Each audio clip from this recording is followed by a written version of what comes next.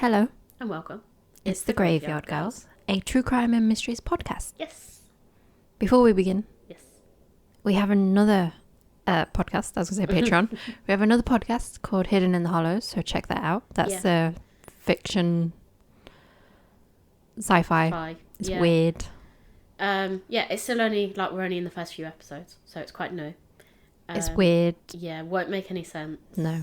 Maybe by now it's starting to make a little bit more sense, like you're starting to grasp a little bit of a plot. I think as of episode 2, it gets better. First episode is a bit, Episode 2, I'm happier with. It's like we said the other week, we've just basically reverted back to childlike state now when we've started recording a new podcast, because apparently we can't remember how to record anymore. Because that's new. But check that out, and if you can rate and review that as well, and mention share it. Yes. We also have a Patreon. Yes. Check us out on there under the Graveyard Girls. Yeah, you get some episodes on there. And depending on which tier you go for, you can get a t-shirt as well. Yes. We are adding more tiers. Yes. As we speak. Yes, right now. Just to, because now that we've added Hidden in the Hollows, we wanted a few combination ones, but also some separate ones, because we accept that the Hidden in the Hollows thing's quite different from what we've been doing, so it might not be everyone's cup of tea. Mm-hmm. Equally the same, people might like Hidden in the Hollows, and they might not be into true crime and mysteries. So exactly. yeah, we'll see how that goes. But yeah, if you could follow us over on Patreon, that would be very much appreciated. Very much so. You would have no idea. Yes. You can also follow us on Instagram and TikTok. Yes. Graveyard Girls Podcast, yeah. Yeah, we know exactly what our name is. I can never remember if it's just pod or podcast, or if it's because, because it's such a long thing, it just shows the pod, yeah. I think it's podcast. Yep. We try and, Amelia tries to post on there every single day. That's a lot of work to keep up with. Yeah, it's a lot, yeah. We are trying to remember TikToks, but again... Yeah, trying to keep up with these trends. But yeah, it's just a lot of work. It is a lot of work. It's remembering as well, because we try to do bits for an episode and we get partway through recording an episode like, shit, we haven't recorded anything for this yet. Especially some of the things that I have to edit out. That would be great for TikToks. Yeah. Maybe we should do a bloopers one. But yeah, so we're trying to keep up with that, but that's quite difficult to do every day. So at the moment I'm kind of I'm doing Instagram or TikTok. I don't have the ability to do both. So I'm trying to keep that. All the important information is on Instagram basically. And we do add little bits to TikTok. But if you want to keep up to date, I suggest Instagram's your way. Mm-hmm. Or the website. Yes, we also have a website, thegraveyardgirls.co.uk, because we couldn't afford .com. Unless you subscribe to our Patreon. Oh, and then we could upgrade. You could email us at thegraveyardgirlspod@gmail.com. Yes. You can send us a case, or you could send us a nice message, or a... Yeah, no hate mail, please. Constructive criticism, yes, that's fine. what I was looking for.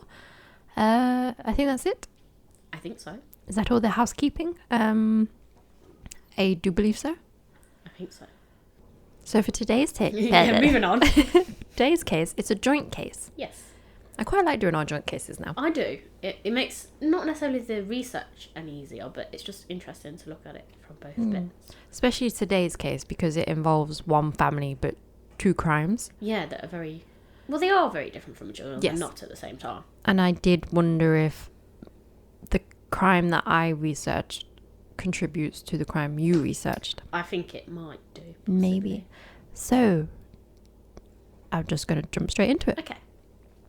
So, Delbert and Kay Stayner had 5 children in Merced in California. Their third child, Stephen, was born on April 18th, 1965.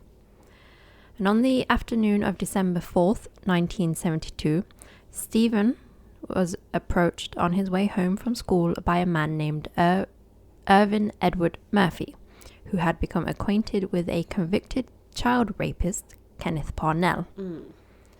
And they both worked at a resort in Yosemite National Park. Murphy was described by those who knew him as trusting, naive, and simple-minded. And he had been enlisted by Kenneth, who passed himself off as a minister to Murphy, into helping him abduct a young boy so Kenneth could, quote, raise him in a religious type deal. This is according to Murphy. Sounds a bit cult-like. Yeah, just a bit. Mm-hmm. So acting on these instructions from Kenneth, Murphy passed out gospel tracts to boys walking home from school. And after spotting Stephen, he claimed to be a church representative seeking donations. Stephen later claimed that Murphy asked him if his mother would be willing to donate any items to the church. When he said that she would, Murphy then asked him where he lived and if he would be willing to take Murphy to his home. After Stephen agreed, a car then driven by Kenneth pulled up, and Stephen willingly got inside the car with both men. Kenneth then drove the confused Stephen to his cabin in a nearby Kathy's Valley instead. And unbeknown to Stephen, his own grandparents' cabin was a few hundred yards away. Oh no. Yes. So Kenneth molested Stephen for the first time that night, and he was only 7 years old. A few days later, he began raping him, 13 days later on December 17th. After Stephen told Kenneth many times during the first week that he wanted to go home, Kenneth lied and said that he had been granted legal custody of him because his parents could not afford so many children and that they didn't want him anymore. Oh. Yeah. I don't know, that's a bit harsh. Yeah, this whole thing is not nice. Kenneth began calling him Dennis Gregory Parnell, which is Stephen's real last name, so Gregory is his real last name, and kept his real birth date when enrolling him in various schools over... Oh no, so he let him out as well? Oh, yeah. Okay, I thought it was going to be like he was permanently locked up. No, he let him out a lot. Kenneth passed himself off as his own father, and the two moved frequently around California. Kenneth allowed Stephen to begin drinking at a young age and to come and go virtually as he pleased. Right, okay.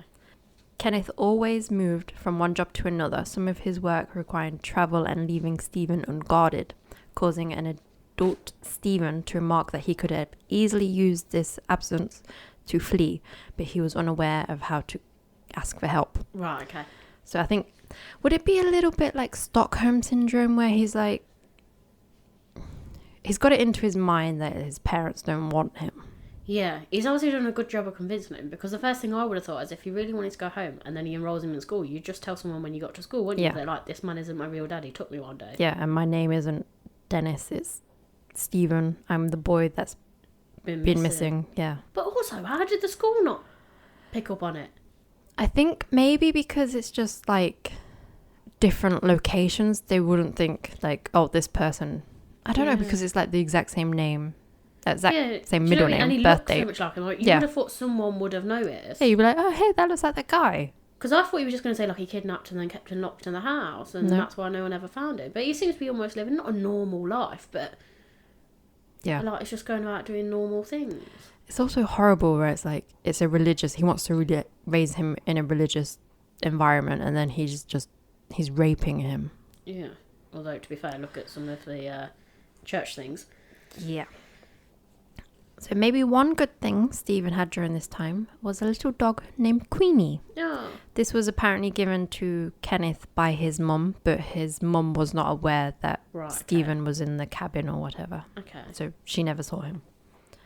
For a period of 18 months, a woman named Barbara Mathis lived with Parnell and Stephen.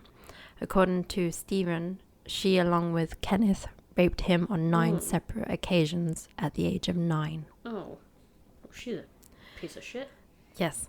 In 1975, on Kenneth's instructions, Barbara tried to lure another young boy who was in the Santa Rosa Boys Club with Stephen, but that attempt was unsuccessful. She later claimed to have been completely unaware that Dennis had been kidnapped. Right, okay. But, I mean... Yeah, one, you shouldn't be... If she wasn't doing any of the abuse, she could go, okay, maybe. Yeah.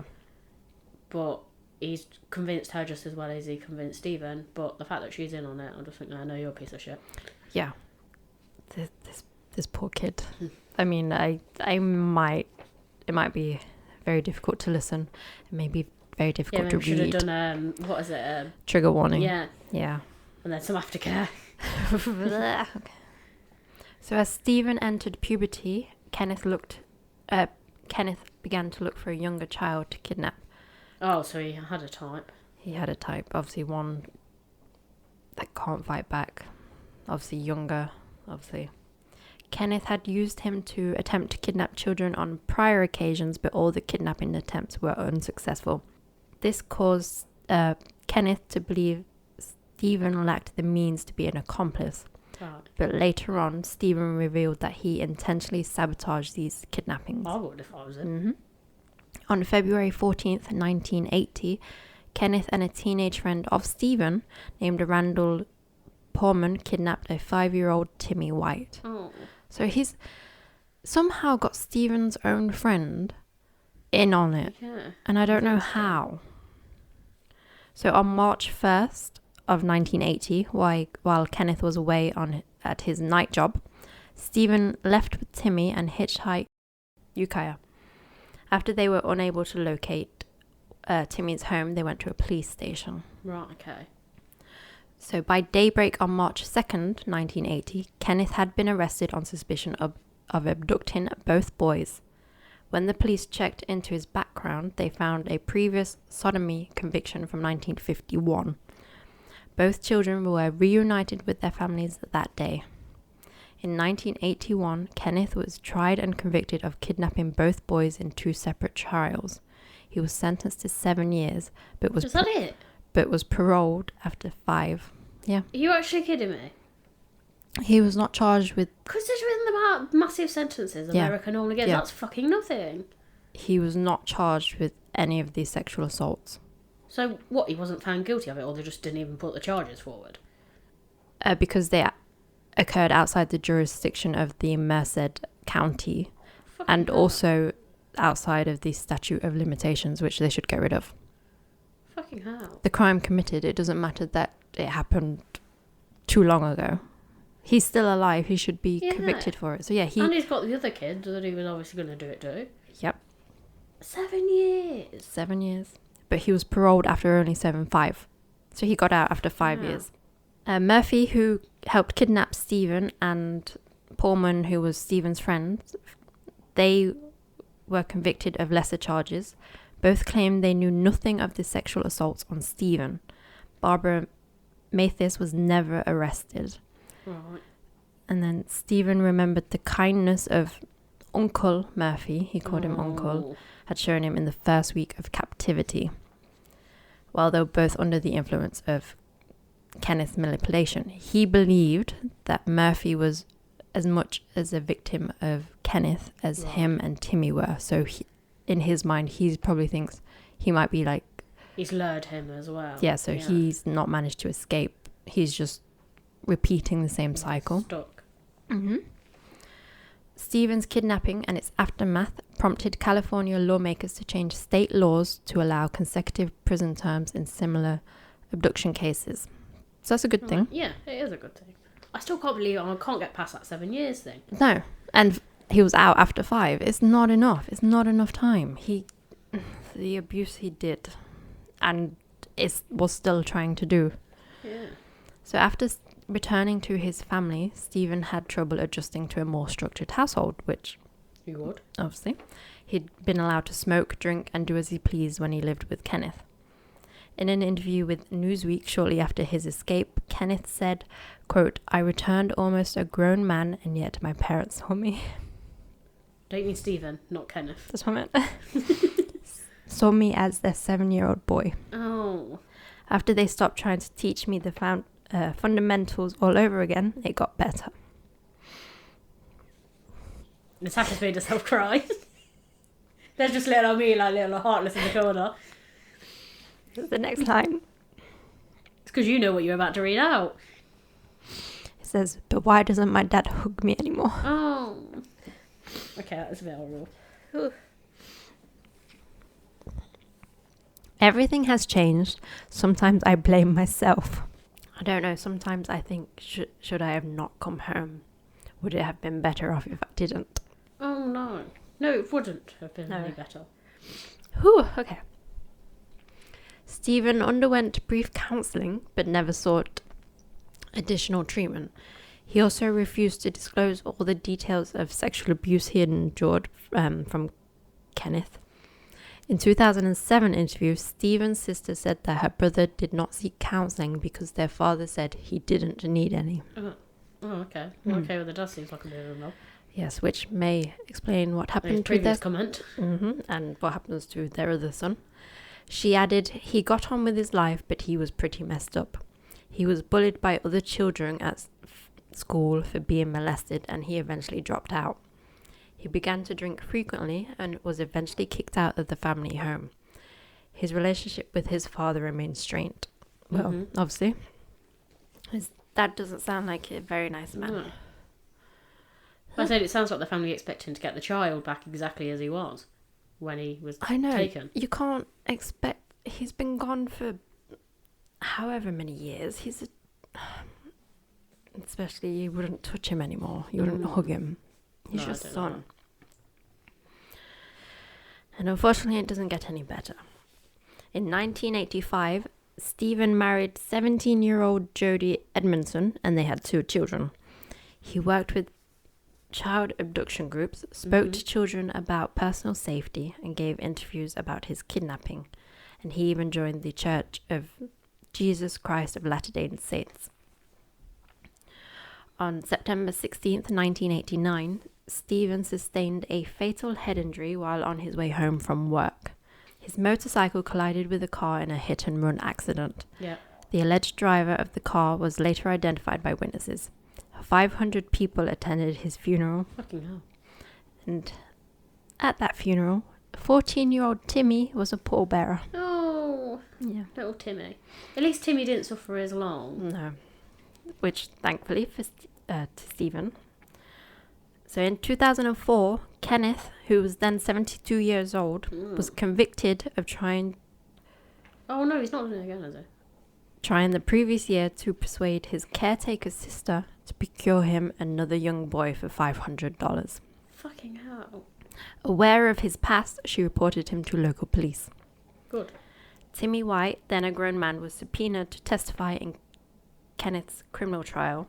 Although Stephen was obviously dead, his testimony at Kenneth's earlier trial was read to jurors as evidence in Kenneth's 2004 trial. Yeah. Kenneth died of natural causes of January 21st, 2008, while he was serving his 25-year life sentence. But even that, so it's only 30 years in total. Yep. So 10 years after Stephen's death, the city of Merced asked its residents to propose the name of the city's park honouring the city's notable citizens.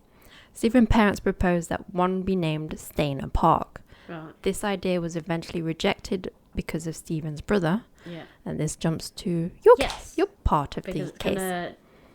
I'm going to talk about the brother who unfortunately has a bit of a shady history, shall we say. And if we want to argue, maybe Daddy didn't help. No, I don't think he did. No. So, Carey and Anthony Stayner would later go on to be a convicted killer, kidnapper and rapist. Now, given his brother's history, it's not that any of these things are brilliant anyway, but out of all of the thick crimes you're going to commit. This is why I wanted to do a case. I was going to present it to you, but I was thought, why don't we do it together? We do 2 separate parts because it's linked. Yeah, and the thing is as well, I obviously knew very basic bits about the brother, but I hadn't looked in it in depth. So, Carey was born on August the 13th, 1961. When he was 11, his then 7-year-old brother, as we already know, was abducted by a paedophile. His brother Stephen would not escape his capture until 8 years later. The case had a lot of media attention, and Carey claimed that made him feel neglected and said that the incident greatly affected him, and claims that this event itself was the trigger point and played a part in turning him into a killer. However, he was apparently showing what was classed as disturbing signs long before Stephen was even kidnapped. So I think he's using it as not a defence, but as a bit of a reason as to why he's ended up so fucked up. Yeah. But as we're about to discover, there was stuff in his past long before his brother was kidnapped. Yes. So I feel like it possibly had an impact, but I'm not entirely sure it was a trigger point necessarily. So at just the age of 3, he was diagnosed with something called trichotillomania, which is excessive hair pulling, which is an obsessive compulsive disorder. Mm-hmm. It was such a problem that he was placed on medication. This condition would continue to be a problem for him even during his high school years. Subsequent bald patches left him being bullied by his peers at school. Mm-hmm. When he was 7, he started having violent fantasies about abducting and killing women. Carey said he would also claim he was molested by his uncle at the age of 11. So he's also claiming abuse, although that was put in a claim for him. So I'm wondering, I'm not saying, I don't want to throw him under the bus and say it didn't happen, but is he claiming that because of what happened to his brother? And it's like, it happened to me too. That's what I was thinking, because he got abducted when he was 11. Mm-hmm. Stephen was 7. So, yeah. I do wonder. So he also started having fantasies of women being gang raped, but before and throughout his teenage years. He also exposed himself to a friend of his sister's while she was at their house on the sleepover. So he's clearly getting himself into trouble. Mm-hmm. Though he clearly had troubles at school, he'd been labelled as gifted and was voted as the most creative student in his graduating class for his cartoon contributions in the school newspaper. So he was doing really well in school. And then obviously things start to take a bit of a turn in 1980 because Carey's brother would escape his kidnapper, and Carey claimed this left him feeling overwhelmed again.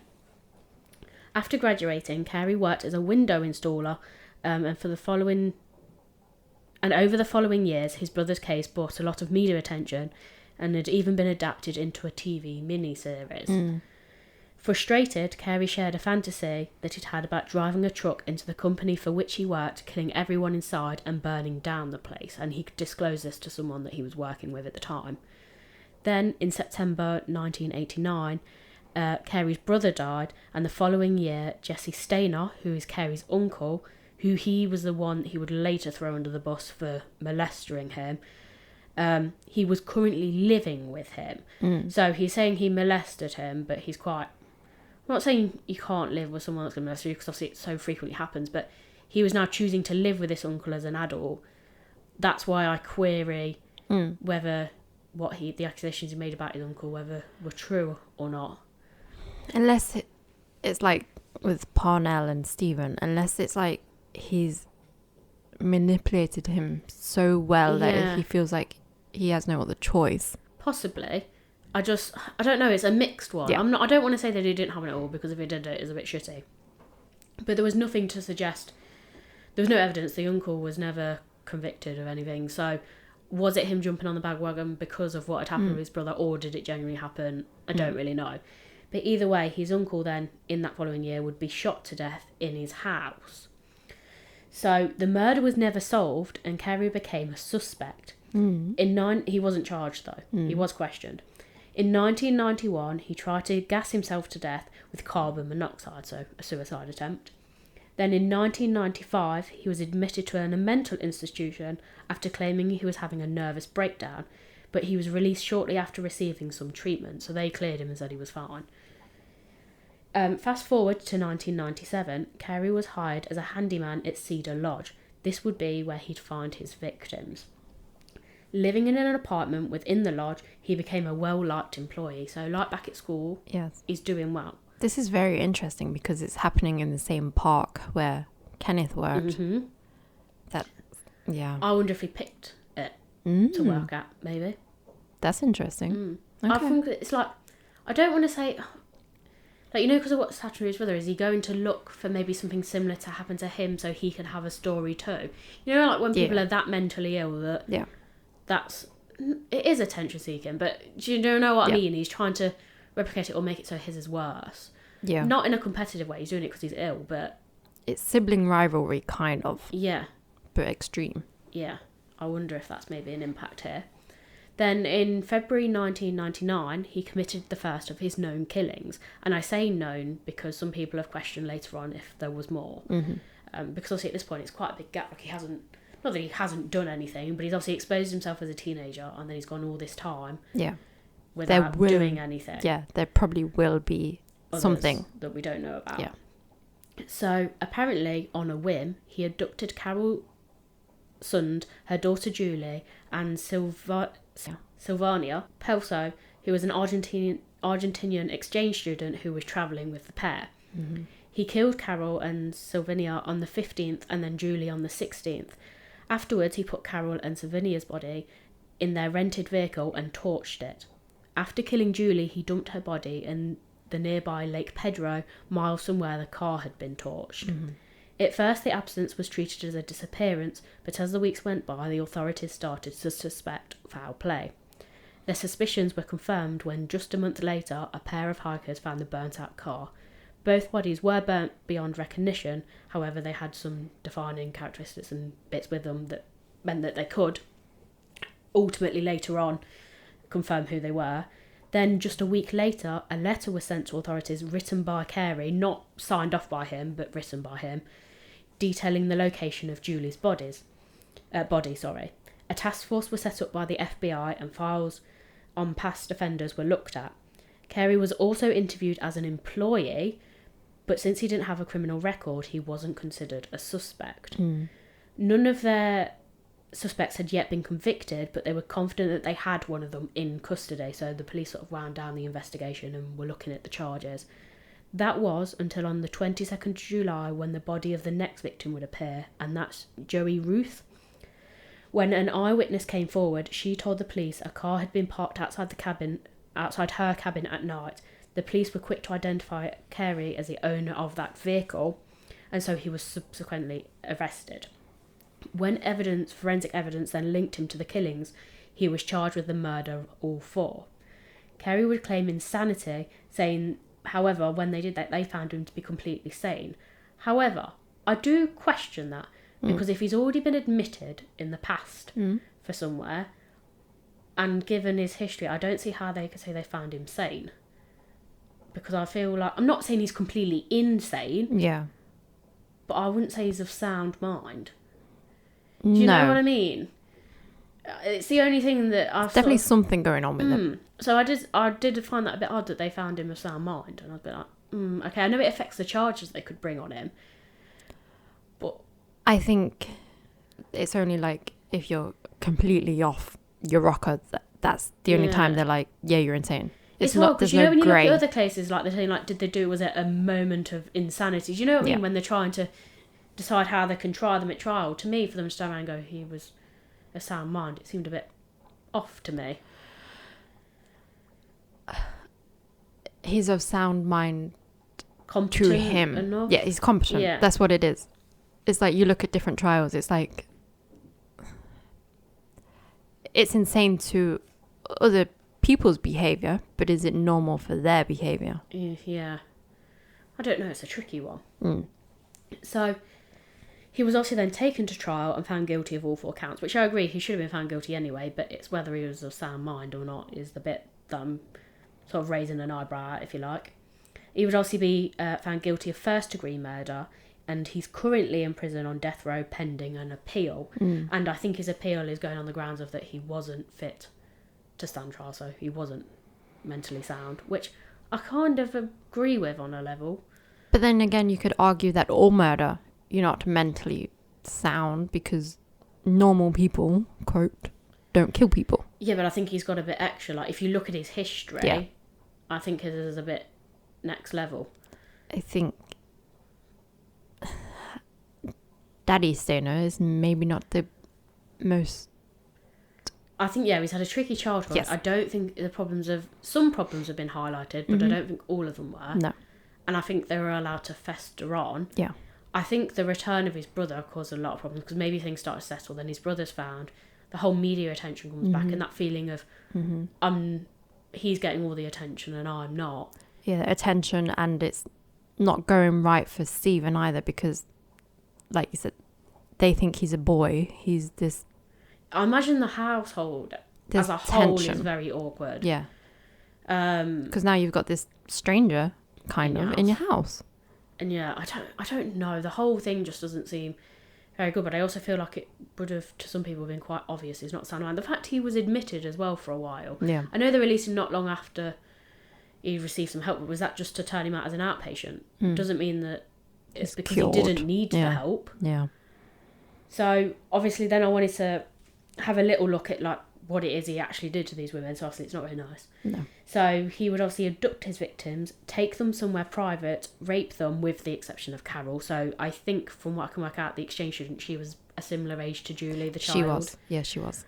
So he would then obviously kill them. The ways in which he killed them included throat slashing, strangulation and shooting.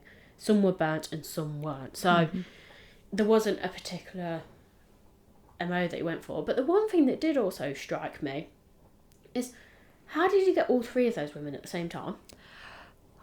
I found this case listening to Park Predators. The way they say he did it, it was like he was pretending he was a maintenance man and he got entry to their hotel room. And then, how do you get three separate women in to... Because it's not like he's instantly killed them. He literally, he raped them for hours. Yeah. So how do you get the other two to stay quiet? So unless he's got them at gunpoint and he's like taking them out. One by one and tying the others up. Yeah, she's gonna... Sorry, what's the mum's name? I can't remember her name. Carol. Carol. She's gonna do what he says because he's got a gun to her child. She's gonna go along with it.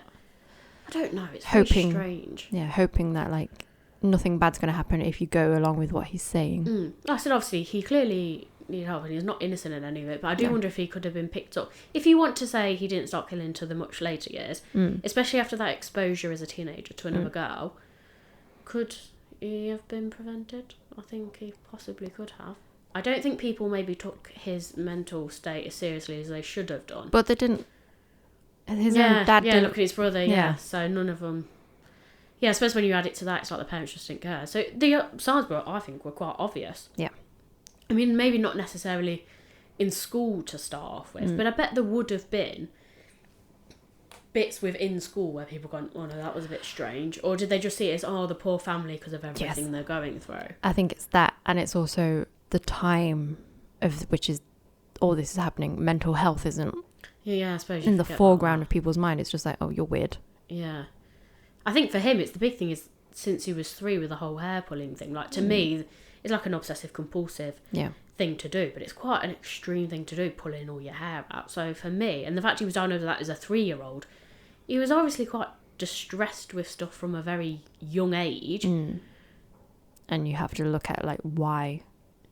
And I do, like I said, it's just for me, it's when they said they found him of sound enough mind to stand in his trial, and I sort of think, I know we didn't physically see him or know him, but I feel like he would have been, not quite a jiffy heaven, but I feel like he would have been a bit all over the place. Like, I think maybe if I'd spoke to him, I wouldn't have thought, yeah, you're perfectly normal. Do you know what I mean? I think it's what the test is like, are you aware of what you've done is wrong? Yes or no.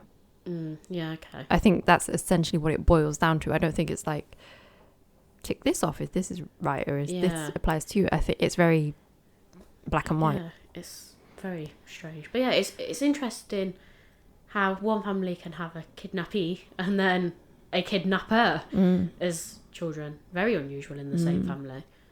And it's horrible that this family... It's the other siblings I feel quite sorry for, because then everyone would be like, well, what is one of you going to do? Because there was 5, wasn't there? Yes. People shouldn't do it, and I wouldn't condone it, but other people, if you're around them and you were friends with the other siblings, you'd be like, okay, and what have these ones done? Like, you'd be, not that you should presume they've done something wrong, but you would be like, well, the other 2 are fucked up, so... Not what they've done. What are they... Are they a victim of how they were raised? Yeah. And now are they a victim of the crimes that their brothers were unfortunately a part of? And it's for me, it's the fact that they're so similar, but that does then make me think, from the brother's point of view, was he just trying to emulate like what had happened with his brother, but like do it next level? Yeah. And I think that's where their mental health side comes in. Not because that's necessarily who he was as a person. I think he was just that fucked in the head by that point. Yeah, and it's like, your dad's like, oh, you're fine. And it's there's like, nothing wrong with you. You've been pulling your hair out since you were a toddler, but it's fine. You just have to man up. You'll be fine. It's like, no. Yeah, it's very strange. I do get the whole attention thing as a child, because you probably would feel neglected, because everything's on your brother. Everyone's asking you, how's your brother, not how are you? Yeah. And then Stephen's bullied for being molested and raped, and it's like, it's like, what? Kids are awful. Brutal. Yeah, and it's just... And do you know what's worse is I feel like it would have been teenage girls that are doing all the bitching and the horrible bit as well. I don't like mean girls sort of. I think it'll be everyone. I don't, yeah. It's this poor family. It's just, yeah, I don't get it all. But like I said, it's the remaining siblings I feel sorry for, because you would be looking at them and thinking, the rest of the family done something? Because, do you know what I mean? It's a large portion. I'm not saying that they have at all, but you would question it as an effect. You know, if you were within this family, you'd be like, nothing's going to happen to me while I'm here, is it? Because, do you know what I mean? I know what you mean, but I also think that they would be so worried that everyone's thinking about it, that they would be paranoid, that they would do, even if they had like a thought, they wouldn't even do anything. Yeah, I suppose so. They're so more in on themselves because they're terrified of that. Yeah, maybe. Like I said, I think you'd have to change your name and move, wouldn't you? Yeah. I couldn't stay with that. But no, I don't know. It's just when I said it was very unusual about how the brother... This is why I wanted to do this case for you, but then since we'd been doing joint ones, I was like... No, it is a good joint one. I'm glad we've looked at it this way. Yeah. Because like I said, the brother's crimes are so similar to what happened to the younger brother. Yeah. But I do wonder, did he specifically pick those crimes because of what happened to his brother? Like, did Maybe. it not give him inspiration, but... Maybe. Was it so much in his mind that was the thing to do? I just feel like I said, it was trying to sort of one-up him a bit, if you want. Like, he was trying to make his worse and maybe he'd get the attention. Yeah, it's classic sibling rivalry. And like I said, he achieved it at the end of the day. Yeah. But yeah. Very unusual case. Not many that you hear of like that, thankfully. Been a bit of a roller coaster one. There's me crying my eyes out. So I can't speak. So yeah. I think that's about that for that case. It is. So yeah, if anyone's got any suggestions for more cases that we can do as joint ones, we'd be, if you don't mind, you can either message us on Instagram or drop it through an email. We'll take a little nosy at that. And yeah, in the meantime, keep creeping and we'll keep digging.